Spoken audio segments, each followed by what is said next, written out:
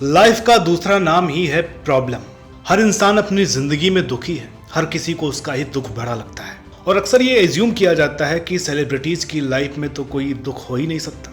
और जब बात आए शिखर धवन जैसे मस्त मौला शख्सियत की तो सुनकर यकीन नहीं होता कितने अच्छे इंसान के साथ इतना बुरा हो सकता है। दौलत, शोहरत, इज्जत और नाम, किसी की कमी नहीं थी।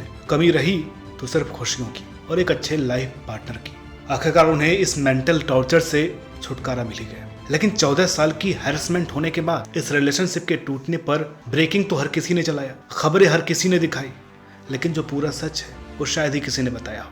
ये सब कैसे शुरू हुआ, कब शुरू हुआ, किस हद तक शिखर धवन को मानसिक तौर पर तोड़ने की पूरी साजिश की गई। जब हमने थोड़ा बहुत रिसर्च किया तो जो सच सामने आया उसे सुनकर आपकी रूह कांप जाएगी। दौलत, प्रॉपर्टी, शिखर की अपनी औलाद तक को उनसे छीन लिया गया। जब इससे भी पेट नहीं भरा तो उनकी इमेज को खराब करने की भी पूरी कोशिश की गई। कोई और होता तो अब तक बर्बाद हो चुका होता, लेकिन सलाम है शिखर को कि अब औलाद सा जिगरा है, दाद देनी होगी। ये कहानी सिर्फ शिखर की ही नहीं बल्कि ये दिल दहला देने वाली गाथा है हर उस मासूम दिल वाले अच्छे व्यक्ति की जिसे अच्छाई के बदले दुनिया भर के दुख और धोखे के सिवाय कुछ नहीं मिलता और उसका सब कुछ लूट लिया जाता है। साथ ही एक संदेश भी है आजकल की इस दुनिया के लिए।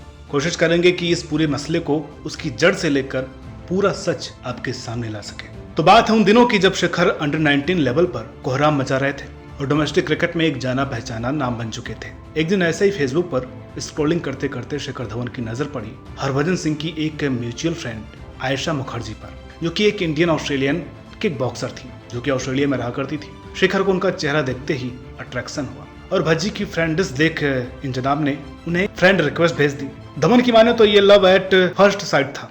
आयशा ने वो रिक्वेस्ट कबूल की और अब इनके बीच जान पहचान बनी। बातें चलती रही जहाँ शिखर को पता चला कि आयशा एक तलाकशुदा महिला है जिन्हें पहली शादी से 2 बेटियां थी। आयशा इनसे 10 साल बड़ी भी थी, लेकिन शिखर को इन सबसे कोई फर्क नहीं पड़ा। वो इस रिलेशनशिप में काफी सीरियस हो चुके थे। उनके परिवार ने इस रिश्ते पर आपत्ति जताई क्योंकि ये कोई आम रिलेशनशिप नहीं था।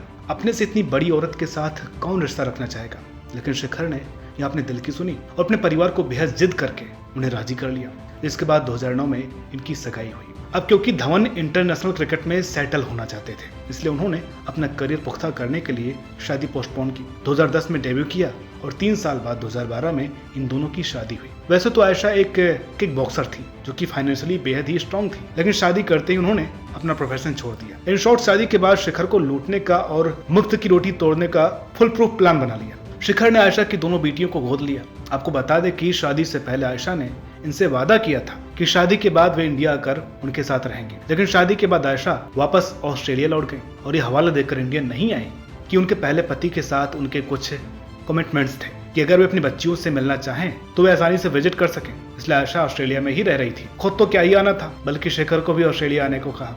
खैर, शिखर ने इसके लिए मना कर दिया क्योंकि इनके करियर का सवाल था और चुपचाप उनकी बात मान ली। साल 2014 में आयशा ने शिखर के बेटे को ऑस्ट्रेलिया में ही जन्म दिया, जिसका नाम जोरावर रखा गया। ये काफी कम समय के लिए शिखर को मिलने भारत आया करती थी। अब धीरे धीरे यहाँ से टॉर्चर बढ़ने लगा। दरअसल शिखर की ऑस्ट्रेलिया में 3 प्रॉपर्टी थी जिसे आयशा ने फोर्सफुली हथियाने की कोशिश की और अपनी बातों में फंसाकर शिखर की वो सभी प्रॉपर्टी अपने नाम करने को कहा। हालांकि वो सारी प्रॉपर्टी शिखर के पैसों की थी।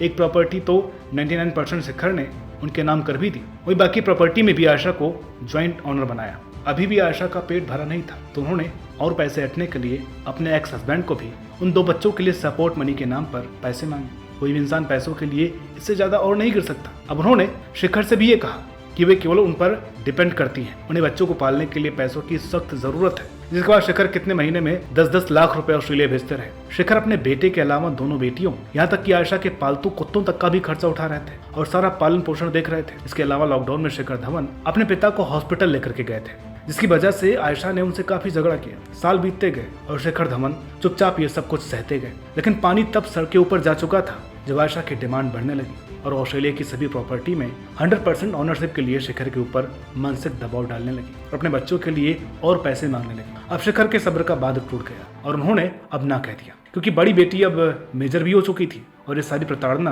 अपनी हद पार कर चुकी थी। अब क्योंकि शिखर ने मना कर दिया तो आयशा ने लाचारी वाले हथकंडे अपनाते हुए बीसीसीआई को, इंडियन क्रिकेट के कई ऑफिशियल्स को लेटर लिखे और उनके आगे अपनी गरीबी के झूठे रोने चालू कर दिए। शिखर के बारे में भी नेगेटिविटी फैलानी शुरू कर दी और तो और पैसों के लिए अपनी बेटी के बॉयफ्रेंड तक से भीख मांगनी शुरू कर दी। अब जैसे 3 इडियट्स में रांचो का ये प्रिंसिपल था कि जहाँ से सीखने को मिले वहाँ से सीख लो, वैसे ही आयशा का मानना था कि जहां से पैसे ऐंठने को मिले ऐंठ लो।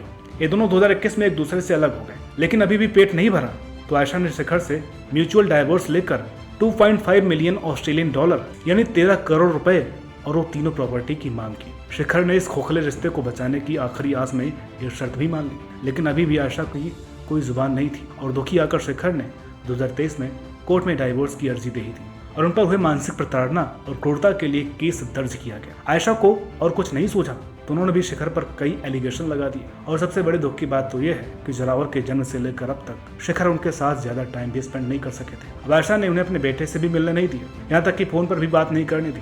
जरा सोचिए, एक तो पर्सनल लाइफ में इतना दुख, ऊपर से जिस भारतीय क्रिकेट टीम के किसी वक्त वे सरताज थे, अब उनका करियर भी इस दौरान खत्म हो गया। इकलौता ओडीआई फॉर्मेट जिसमें उन्हें खिलाया जाता था उससे भी उन्हें ड्रॉप कर दिया गया और 2023 वर्ल्ड कप में खेलने का उनका सपना भी टूट गया।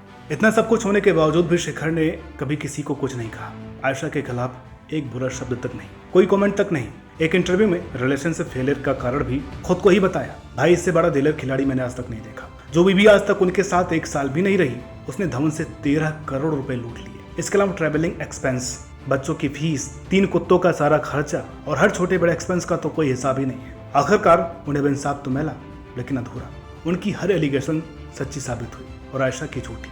वो तो कोर्ट में भी नहीं आई, अपने वकील के जरिए ही केस लड़ा। कोर्ट ने ये माना कि शिखर के साथ क्रूरता हुई है, काफी ज्यादती हुई है, जो कि बेहद ही दुखदायी था। अब उनके बेटे से मिलने से कोई रोक नहीं सकता। वो जब चाहे जहां चाहे इंडिया में या ऑस्ट्रेलिया में जोरावर से मिल सकते हैं, लेकिन क्योंकि जोरावर एक ऑस्ट्रेलियन सिटीजन है तो शिखर को उनकी कस्टडी अभी तक नहीं मिली है। और सबसे हार्ट ब्रेकिंग बात तो ये थी कि आयशा का हर गुनाह साबित हो गया, सारा सच सामने आ गया। इसके बावजूद उन्हें कोई सजा, कोई जुर्माना कुछ नहीं हुआ। अगर उनकी जगह कोई पुरुष होता तो अब तक पुलिस की रिमांड में होता और ये समाज भी उसको ताने मार मार करके मरने पर मजबूर कर चुका होता। खैर यही सच है यहाँ के कानून का, यहाँ के सोसाइटी का, जिसमें भर भर के भेदभाव है। बाकी आयशा ने जो कुछ भी किया है उसके लिए तो शायद भगवान भी उन्हें माफ न करे। बाकी शिखर भाई के लिए तो दिल से बुरा लग रहा है, ना करियर बचा ना ही शादी। भगवान से यही दुआ करते हैं कि वो जैसे भी रहें ठीक रहें, जोरावर की कस्टडी आपको मिले और आपके जीवन में खुशियाँ लौट आए और भगवान करे ऐसी बीवी किसी को ना मिले। अब वीडियो के साथ आपको क्या करना है आज मैं नहीं बताऊंगा।